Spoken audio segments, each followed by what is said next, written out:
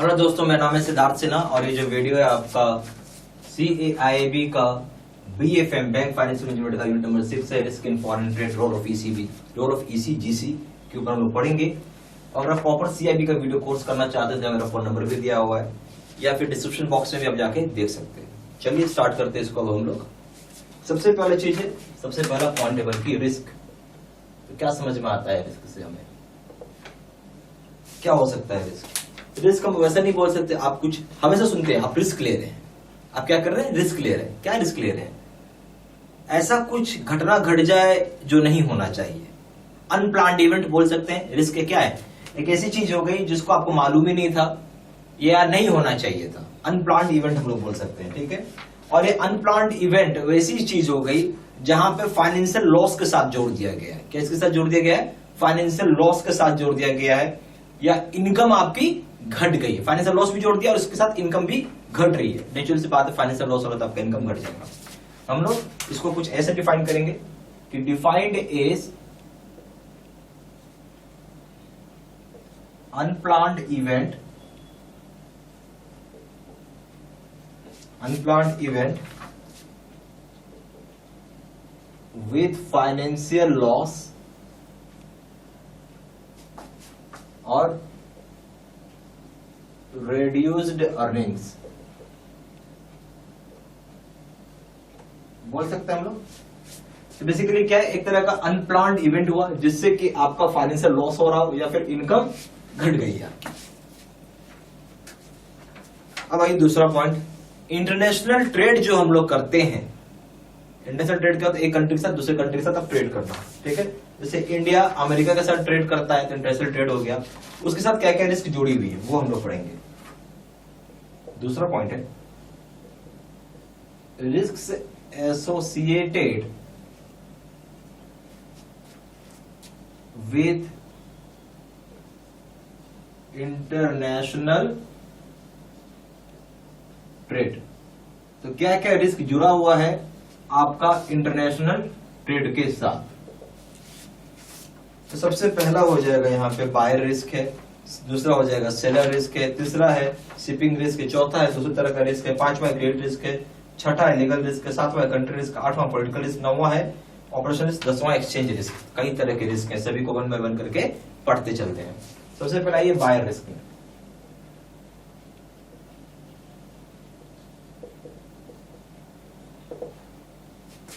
Buyer risk आखिर होता क्या है? बोलता है अगर कोई सेलर है, मान लीजिए मैं सामान बेच रहा हूं, सामने वाली पार्टी को दे रहा हूं, जो बायर है जो खरीदने वाला है, तो सेलर को हमेशा एक डर लगा रहता है, अरे भाई मैं तो उसको सामान दे रहा हूं, क्या वो मुझे पैसा देगा? पहला बात, मैं सेलर हूं, सामने वाला खरीदने वाला है, मैंने सामान उसको दे दिया। अब सेलर के मन में क्या ले रहा है? मुझे पैसा कौन देगा? मतलब मुझे नहीं दे, कौन नहीं, मुझे पैसा अगर नहीं मिला तो ऐसा।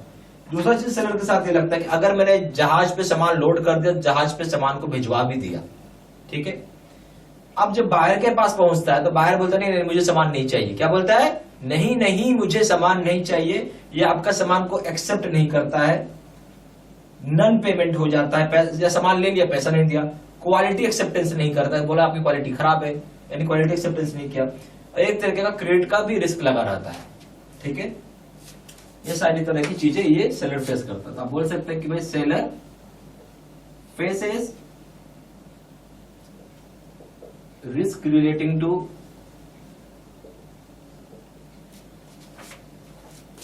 नॉन एक्सेप्टेबिलिटी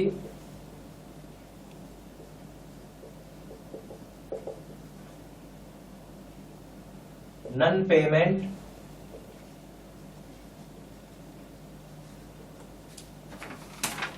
अब नॉन पेमेंट के बाद हो जाएगा क्वालिटी एक्सेप्टेंस,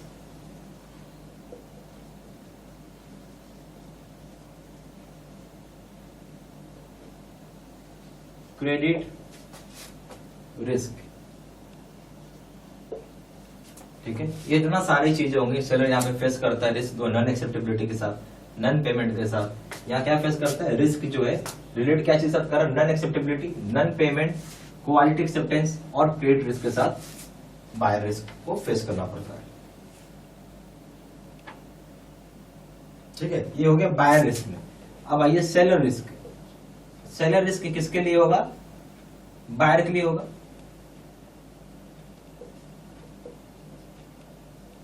ठीक है, बायर रिस्क सेलर के लिए होता है और सेलर रिस्क बायर के लिए होता है।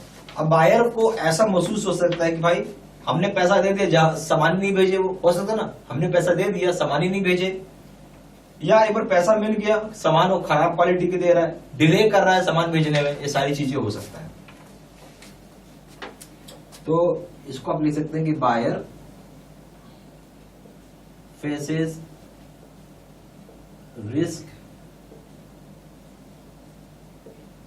relating to seller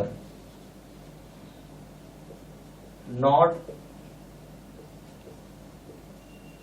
shipped goods। ठीक है, फिर हो जाएगा after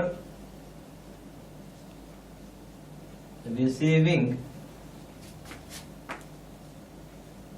advance payment poor quality goods आपको दे दिया या डिले कर दिया। ठीक है, तो डिले इन शिपमेंट, बायर को यहाँ पे क्या फेस होता है? बायर को यहाँ पे सेलर फेस कर रहा है रिस्क, यहाँ बायर फेस करता है रिस्क। जैसे कि सेलर ने सामान ही नहीं भेजा, सेलर सामान ना भेजे तो, और एक बार पैसा मिल गया आफ्टर रिसीविंग एडवांस पेमेंट, हो सकता है उसके बाद सामान वो आपको पुअर क्वालिटी का भेज रहा हो, डिले कर रहा हो शिपमेंट में करने में, बहुत सारी चीजें मन में लगा रहता है आदमी को। अब आइए शिपिंग रिस्क।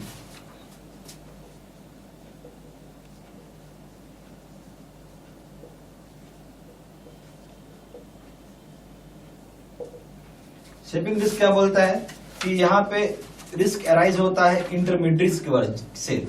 इंटरमीडिएट्स के बाद बायर सेलर उठ के डायरेक्ट बायर का नहीं पहुंचा देगा सामान, समझ रहे होंगे बात। और भाई कोई एक इंडिया में है सामान खरीदने वाला, थे अमेरिका में है, अब कोई सेलर खुद जाकर पहुंचाएगा नहीं सामान को भिजवाएगा क्या चीज से? जहाज से भिजवाएगा। जहाज उसका खुद का नहीं होता, शिप तो शिपिंग कंपनीज की होती है। ठीक है, तो वो रिस्क अराइज होता है जो इंटरमीडिएट्स होते हैं, जो बीच के लोग होते हैं शिपिंग कंपनीज में, जो हैंडल करते हैं सामान को, या एजेंट्स होते हैं, पोर्ट ऑथोरिटीज होती है, लोकल ट्रांसपोर्टर्स होता है, या फिर लोडर्स भी होता है, उनकी वजह से भी रिस्क अराइज हो जाता है यहाँ पे। ठीक है, तो आप बोल सकते हैं कि risk arises due to intermediates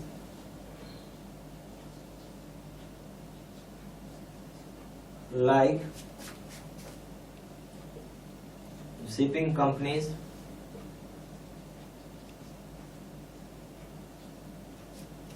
handling agents,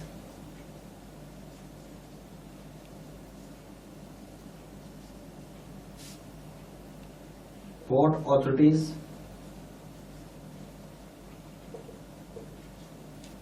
local transporters,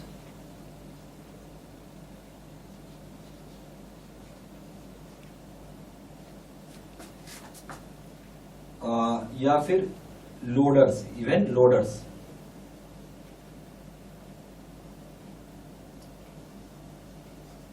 तो अब यहाँ पे एक तरह का रिस्क कहां से अराइज हो रहा है?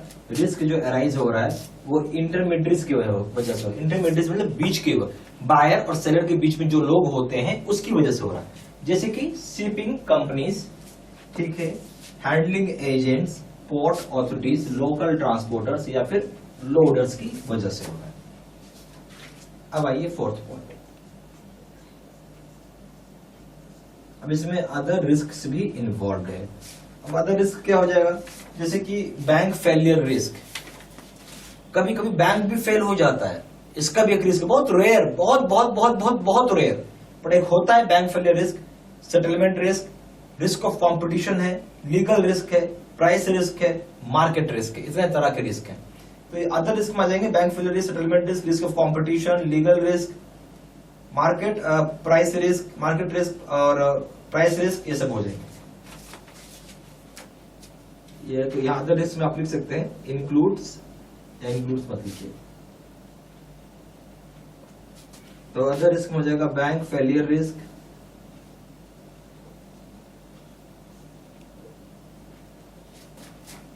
सेटलमेंट रिस्क,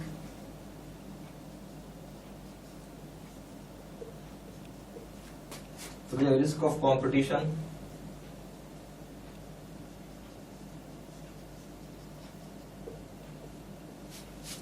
तो हो जाएगा लीगल रिस्क,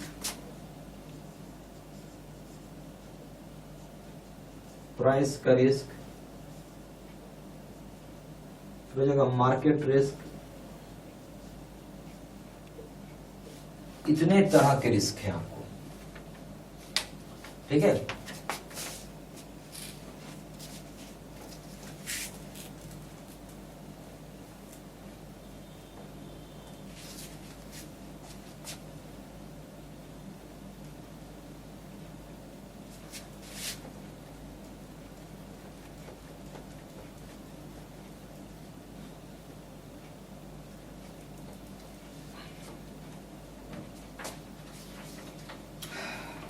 उसका आइए क्रेडिट रिस्क में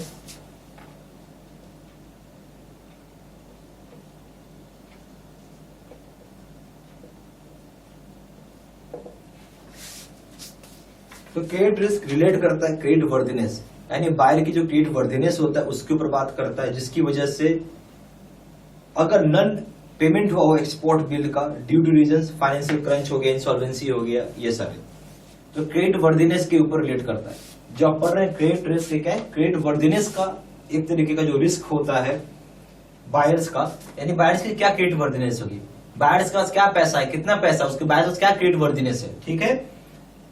जिसकी वजह से मान लेते हैं कि नन पेमेंट हो गया, यानी पैसा नहीं भरा उसने, non payment of export bills, और इसका रीजन क्या है, फाइनेंशियल क्रंच हो गया, इंसॉल्वेंसी हो गया, इसकी वजह से।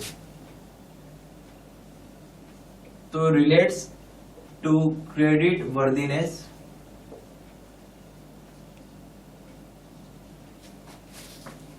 Of buyers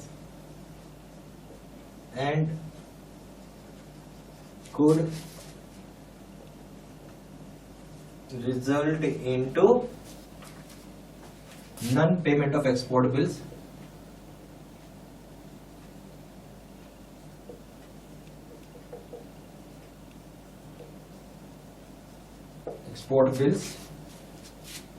due to reasons like financial crunch, insolvency,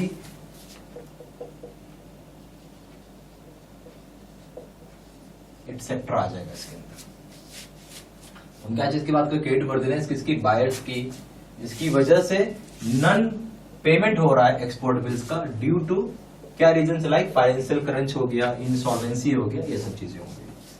अब आइए लीगल रिस्क के ऊपर।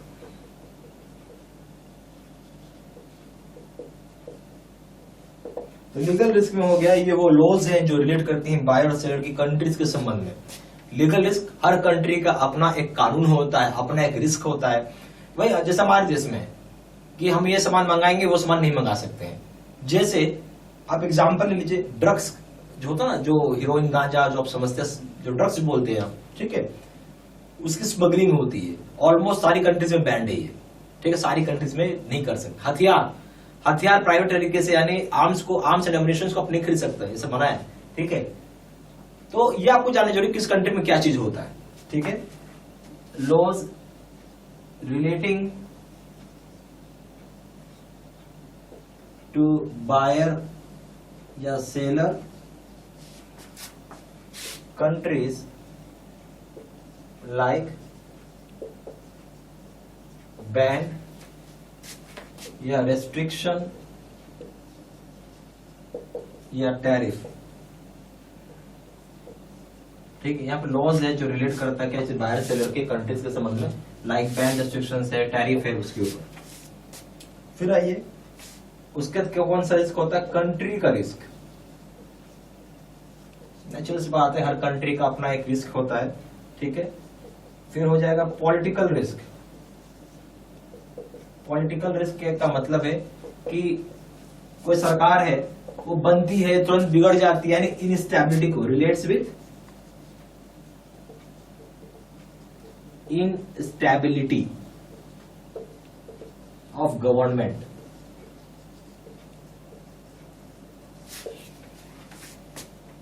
अब आइए ऑपरेशनल रिस्क।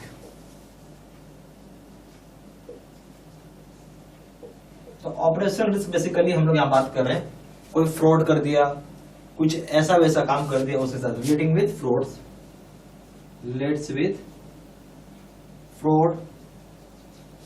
और आप क्या बोल सकते हैं, फ्रॉड हो गया, कंप्यूटर फेलियर हो गया, कंप्यूटर या फिर नेटवर्क फेलियर हो गया, ह्यूमन एरर हो गया,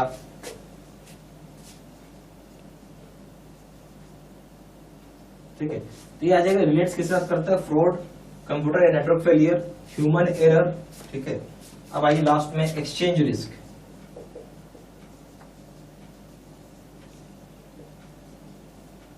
एक्सचेंज रिस्क आप समझे, जो करेंसी होती है, एक करेंसी को दूसरे करेंसी के साथ एक्सचेंज करना, तो वो चीज हो गया, ठीक है। करेंसी एक्सचेंज का एक रिस्क होता है। क्यों? कि करेंसी फ्लक्चुएट करता है ना, बिकॉज करेंसी फ्लक्चुएट्स। करेंसी एक जैसा थोड़ी होता है, करेंसी हमेशा फ्लक्चुएट करते रहता है, ठीक है। ये सारी पॉइंट्स आप प्लीज लिखते चलिएगा, ओके।